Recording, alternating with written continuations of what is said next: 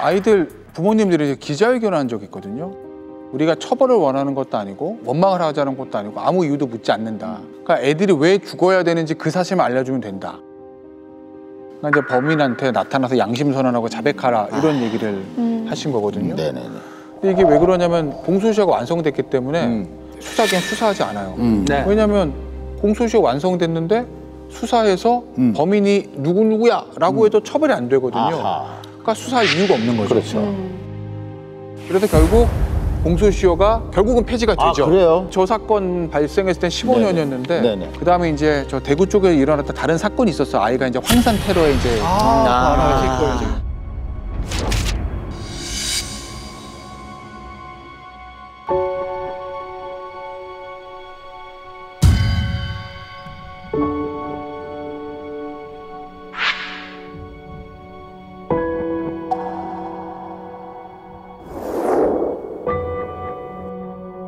황산 테러 사건이 있어서 사형에 처할 수 있는 살인범죄에 대해서는 뭐 공소시효 폐지하게 되고 이렇게 되거든요. 폐지되고 이렇게 됐는데 이 사건이 공소시효가 완전히 15년 완성된 다음에 법이 개정이 됐기 때문에 개정법의 적용을 못 받아요. 못 받아요? 예, 그러면 이제 수사는 못 하는 거고. 안타깝습니다. 부모님이 돌아가시면 땅에 묻고 자식이 죽으면 가슴에 묻는다고 하는 말이 있는데요. 당시 부모님들의 마음이 얼마나 힘들었을까 감히 짐작이 안 됩니다. 네. 하지만 부모들은 아이들을 보낸 슬픔을 잊고 싶어도요. 잊을 수가 없었습니다. 형에 대해 자꾸 묻는 동생에게 너희 형은 애교가 많은 비타민 같은 존재였다 라며 아들을 추억하다가도요. 그날의 사건에 대해 이야기를 해야 되는 상황이 가장 힘들었다고 합니다. 그러니까 조그만 마을이잖아요. 다들 이제 친하고 이렇게 잘 지내셨다고 하는데 이제 시간이 지나다 보니까 이제 다 흩어졌고 한 부모님은 이제 아이가 돌아올지도 모른다라는 마음에 오랫동안 이사도 안 가고 계시다가 아이 죽음을 확인한 다음에 결국 아이가 자꾸 떠오르니까 거기서 못 살고 다른 곳으로 이제 이사를 가셨다고 합니다. 근데 이게 가족 간의 사이도 서먹하게 만들었다고 해요. 그 대화 도중에도 사실 그럴 의도는 아니었는데 그날 못 나가게 잡직을 했어 라고 하면 그렇게 상처 주려고 하는 말은 아니지만 아닌데 그냥 이렇게 그러면서 그러니까 서서히 가족 간에도 대화도 사라지고 웃음도 사라지고 영규 누나 같은 경우에는 터울이 좀 컸는데 그 누나 생각은 내가 착한 일을 좀 하고 살면 동생을 찾을 수 있지 않을까?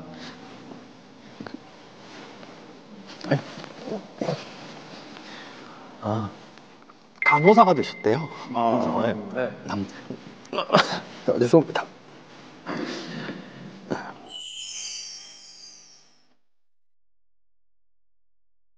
간호사로서 이제 사람들을 좀 도우고 살면은 찾을 수 있을 것 같아가지고 그랬는데 이렇게 결국은 이렇게 발견이 된 거죠.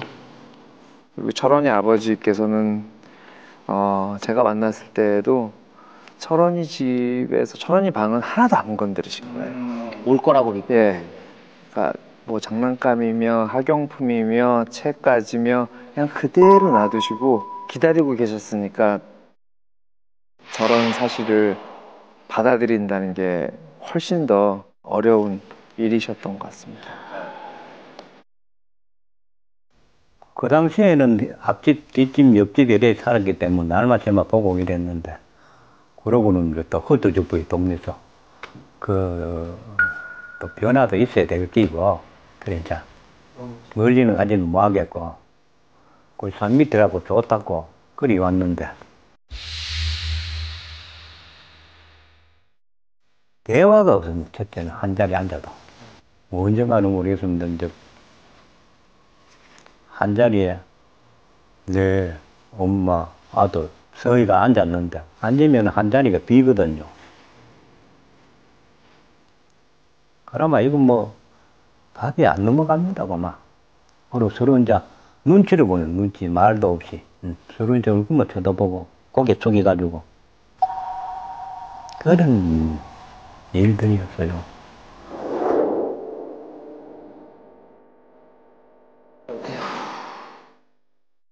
유골이 발견된 지 1년 6개월이 지난 2004년에 아이들의 합동 연결식이 거행됐습니다. 그 아이들의 유골은 낙동강에 뿌려지게 되는데요.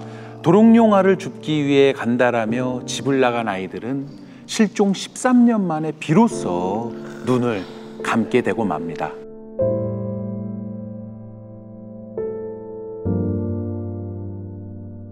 요 합동 연결식이 있기 며칠 전에 네네. 이 개구리 소년들한테 명예 졸업장이 이제 수여가 되거든요. 이 졸업장이 부모님들한테는 오히려 상처가 됐다고 합니다.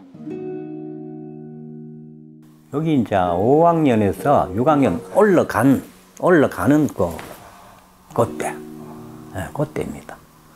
나는 뭐 받으러 가지도 않았는데 전달에 내가 갖고 왔어요. 그 다른 애들도 있고 하는데 뭐 아이들 보기가 안 좋더라고. 그러니까 안 갔어요. 딱 그 나이 또래 아이들이잖아요. 눈앞이 캄캄하죠. 뭐 이거 많은데 싶고.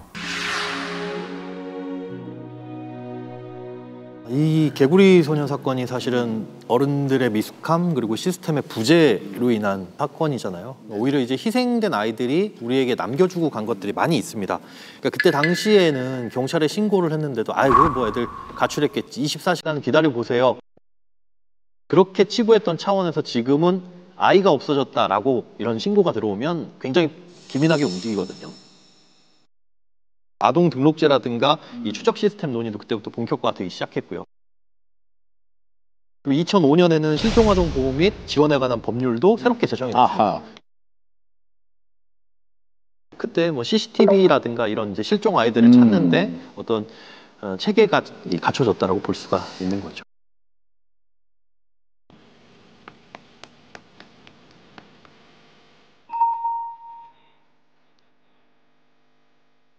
처음에 이제 추모비 건립도 실질적으로 너무 오래 걸렸었거든요. 거의 30년 만에. 그때 철원의 아버지를 처음 뵀거든요.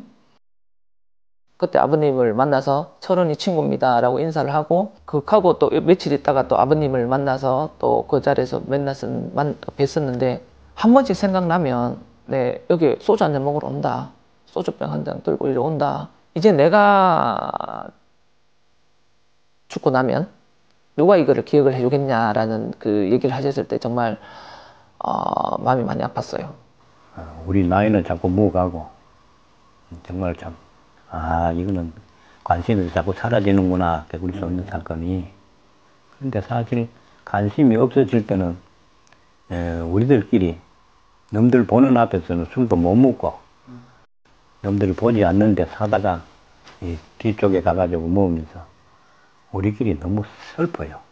언제까지 저희들이 주도식을 할지는 모르겠는데 그래도 잊지 않고 찾아주는 분들이 계셔가지고 저희들이 여태까지 지나왔다고 생각합니다.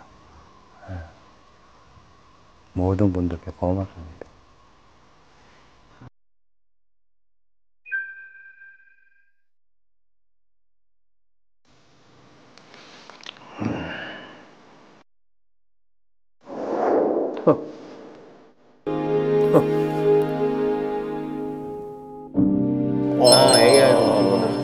아이고. 아빠 안녕? 아빠 안녕?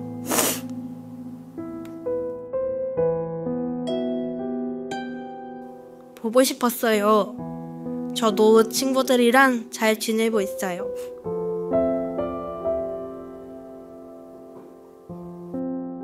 건강히 잘 지내시다가 엄마랑 아빠랑 우리 늦게 만나요. 사랑해요.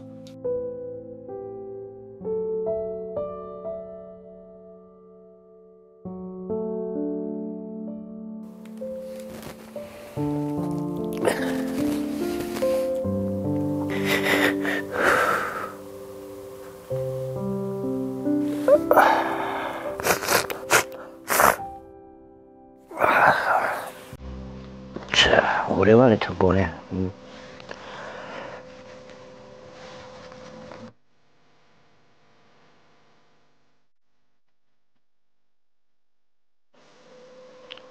철원아,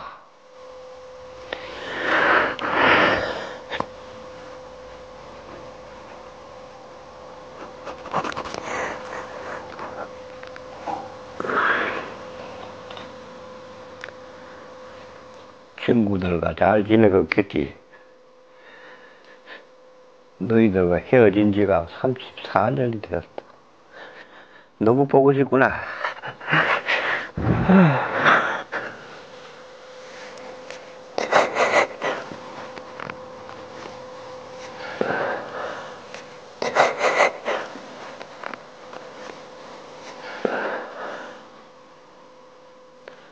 그곳에서 동무들과 재미나게 잘 지내거라.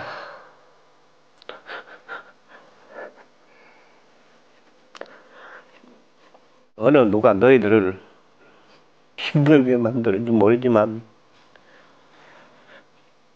언젠간 너희들에게 좋은 소식을 들려줄 때가 있을 거야. 그때까지 기다린다.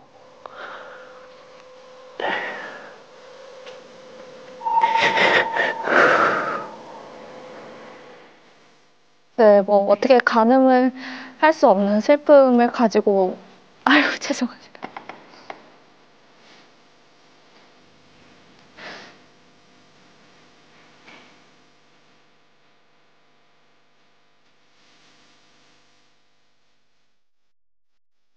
평생을 가슴에 아들을 품고 사는 아버지의 모습을 보니 가슴이 먹먹합니다.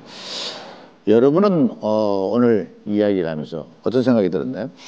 저는 이제 저희 애가 이제 초등학교 들어가가지고 학교를 다니는데 아이들을 이제 데리러 못 가면 어머니가 가거나 이제 아버지가 아니면 동의서 같은 거를 써야 되거든요. 아이 그냥 학원 갈 때 알아서 가게끔 해주세요. 동의서를 안 쓰면 거기 학교에만 있어야 돼요.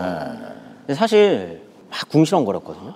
아, 뭐 이런 것까지 동네인데 뭘 그래 라고 했었는데 이런 얘기를 쭉 듣다 보니까 이제 이 필요한 거구나. 쉬운 일이 아니구나. 이런 것도 좀 느꼈습니다. 네. 시나리오 마지막 부분 작업할 때 꿈을 하루 꿨어요. 아, 그래요? 아이들이 나왔어요. 그래서 한 명씩 이렇게 손을 흔들면서 언덕을 넘어가는 거예요. 그래서 5명이 그렇게 다 넘어갔는데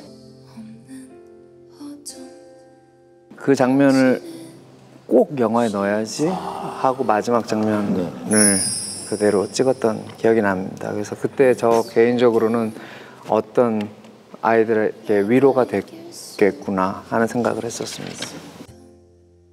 많은 국민 여러분들이 관심을 지속적으로 좀 가져주셨으면 하는 바람으로는 나왔습니다. 바람만 불면 그 메마른 가슴 생각날 때마다 옵니다. 여기 오면은 내가 작아집니다.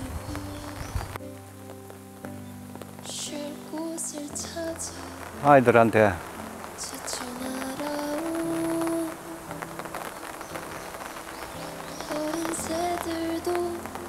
빨리 찾아주지 못해가지고 너무 미안하고 철원아, 영규야, 호연아, 한이나, 정씨가 편안히 잘 지내고 그동안 잘 지내.